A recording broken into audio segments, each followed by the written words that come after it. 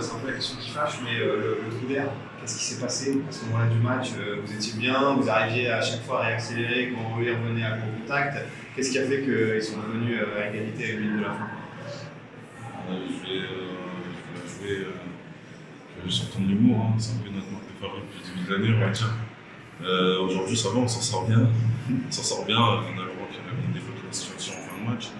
C'est vrai que c'était un derby, quoi. C'était un derby, on savait que ça allait pas être facile. On joue plutôt même excellemment la première partie, la première mi-temps, je veux dire. Et le tour d'air en deuxième mi-temps, c'est comme je t'ai dit, là, chaud, je ne pourrais pas t'expliquer. Pourtant, on est bien, on a plus de rotation que d'habitude. Après, moi, à titre personnel, je ne sais pas, j'ai une blessure, je me suis entraîné 2 semaines.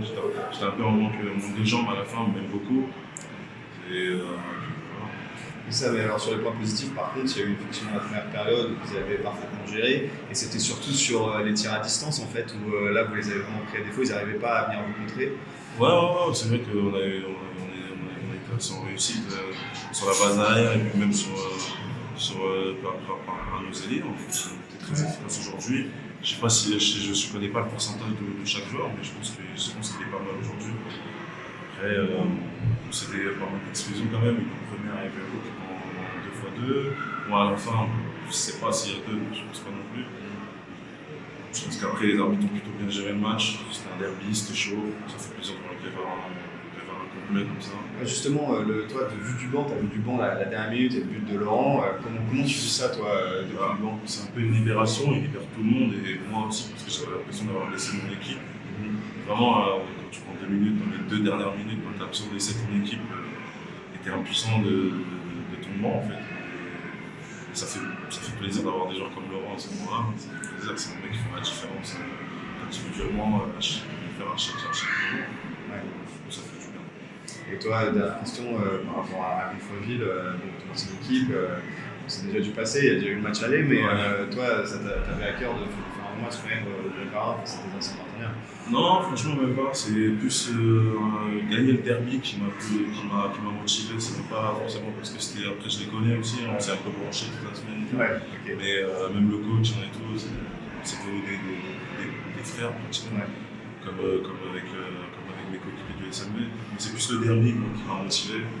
Et j'ai bossé un peu pour revenir plus vite pour jouer ce match-là. Et ça fait 2 fois plus plaisir de gagner.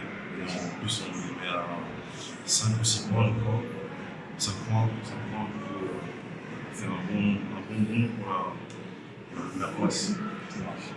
Je te remercie. C'est moi. Merci. Plus tard. Bravo. Ciao. Merci. Ok, bon, Laurent, la première question, ça va être évidemment ce but de la victoire. Tu libères tout le Clévard. Est-ce que tu peux nous raconter un peu ce qui se passe sur ce but-là, à quoi tu penses au moment où tu prends la balle, etc.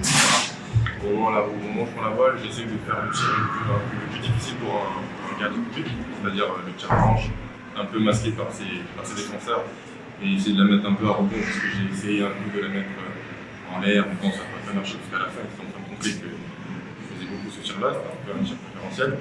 Mais franchement, j'ai essayé de faire le tir le plus difficile pour lui. C'est rentrer avec un peu de chance, je ne sais pas, mais en tout cas, le plus important, c'est que la balle soit rentrée. Dans ta tête, toi, à ce moment-là, c'est pas aller à la faute, assurer le match nul, c'est qu'il faut aller mettre le but de la gagne. Oui, tout à fait, parce que voilà, le compétiteur peut gagner un match. Et voilà, quoi, on est allé pour gagner, franchement, parce qu'on savait très bien que quoi qu'il arrive, on allait pas perdre le match. Donc voilà, franchement, le premier but, c'était de marquer. Sur le reste du match, vous avez, à part 10 minutes à la fin, vous avez assez bien maîtrisé la rencontre. Ça fait encore partie de ces mêmes trous d'air que vous avez depuis le début de saison, c'est ces choses dont on parle de manière récurrente. C'est la fatigue, tout simplement, parce que je pense depuis 2 semaines, on s'entraîne à 14, à 15. Parce que pendant 5-6 mois, on a galéré avec des problèmes de blessures, avec des joueurs qui avaient des études à faire de l'autre côté, donc c'était pas forcément à l'entraînement. Là, exceptionnellement, là, ouais, ça fait du bien de s'entraîner un peu à 16 aux entraînements, mais ça se voit qu'il y a encore la fatigue sur les jambes. Et puis on a des convoqués à ce moment, le meilleur joueur qui est revenu de blessure depuis 2 semaines, il a une déchirure à la douleur au pied, et qui est vraiment un court de souffle. On a bien vu ça à la fin du match, mais voilà, il a une façon de dire. Toi, c'était ton rôle en tant que leader du groupe, en tant que joueur le plus expérimenté des équipes, de prendre la main sur ce match dans les moments difficiles pour mener les gars à la victoire. Oui, en effet, je suis venu pour ça, pour apporter un peu ma petite expérience que j'ai au plus haut niveau. Aujourd'hui, cette année, surtout cette saison, je pense que je l'ai un peu apporté. Voilà. J'essaie de donner le meilleur des choses aux autres. La dernière question, là vous avez 5 points d'avance sur Angers, sur Gonfreville après le match de ce soir. C'est un boulevard maintenant pour la première place? Non, pas du tout. Au contraire, là, il faut vraiment. Là, le prochain match, je crois que c'est à Caen, dans 2 semaines. Donc, déjà, la semaine prochaine, on va essayer de récupérer, un peu de récupération. Voilà, on va soigner les petits bobos. Mais en effet, il y a un match, voilà, pour faire le trou, pour montrer aux gens que Vernon a été rétrogradé.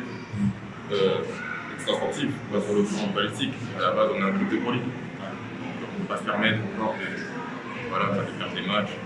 Voilà. Ça marche. Merci beaucoup. Merci. Félicitations. Coach, j'imagine que ça doit être une grosse satisfaction sur 50 minutes de voir votre équipe jouer comme ça. Mais il y a ces 10 minutes à la fin qui ont quasiment coûté la victoire. Comment est-ce que vous analysez ça à chaud? Je ne suis pas tout à fait d'accord. Moi, je pense qu'il y a un gros écart dans ce qu'on a produit entre la première et la deuxième mi-temps. Parce que sur cette première mi-temps, on a une maîtrise défensive et dans la défense et dans le repli, associée avec une réussite offensive. Donc, on est presque indécent à certains moments de qualité de ce qu'on produit. Et puis en deuxième mi-temps, on a des problématiques de rotation liées au fait que Quentin prend un coup. Donc Gas s'est pas entraîné de la semaine avec ses problèmes d'adducteur. Flavio était malade, il n'arrêtait pas de tousser. Donc le niveau et la qualité de la production, elle commence à baisser déjà bien plus tôt que les 50e. Et derrière, ça aboutit au fait qu'on donne la sensation et le sentiment qu'on n'y est plus.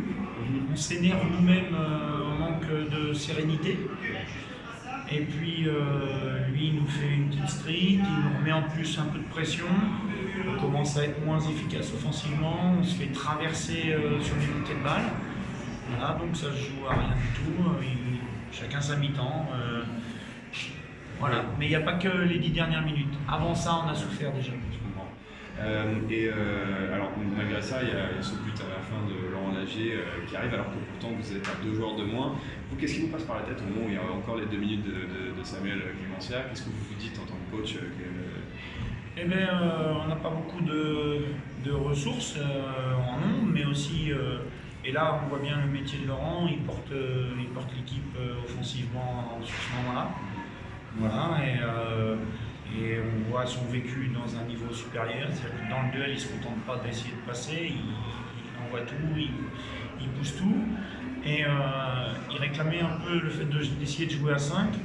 Je ne voulais pas prendre un but direct, donc on joue à 4 et malgré tout sur l'engagement, il y a tir sur le poteau, ça se joue vraiment à rien. Par contre, sur la dernière attaque, on est allé, et Jeffrey aussi avec il est allé au duel, il est au bout du duel, ce qui fait que les arbitres ne peuvent pas faire autre chose que siffler faute, ce qui nous permet de grappiller du temps. Donc les joueurs de métier qui interviennent sur le Money Time de manière très positive pour le résultat. Un mot sur l'équipe de Gonfreville, qui est une belle équipe et que vous avez justement, posé des problèmes. Ils ont failli, ils vous ont fait mal sur cette année, justement sur les percussions en pleine défense avec leur vitesse. Ouais, ils ont joué comme ils savent faire. En première mi-temps, on avait réussi à les museler, pas en deuxième. Que ce soit dans le jeu autour du pivot sur lequel ils ont réussi à prendre des avantages, ou les grandes courses d'arrière, on a vu Duval le gaucher beaucoup, dans des situations plutôt favorables par rapport à ses qualités. Et puis aussi tous les buts dans la traversée sur contre-attaque. Donc Joe était un peu moins efficace aujourd'hui que Féfé, mais dans des circonstances de shoot, même si Féfé il a fait quelques arrêts à 6 mètres. Et quand Joe faisait les arrêts, c'était souvent la balle revenait à l'adversaire. Bon. Voilà, un Gonfreville qui est venu et qui a proposé ce à quoi on pouvait s'attendre. et qui a joué dans ses qualités en deuxième mi-temps alors qu'on les a bien maîtrisées en première. Merci beaucoup. Merci.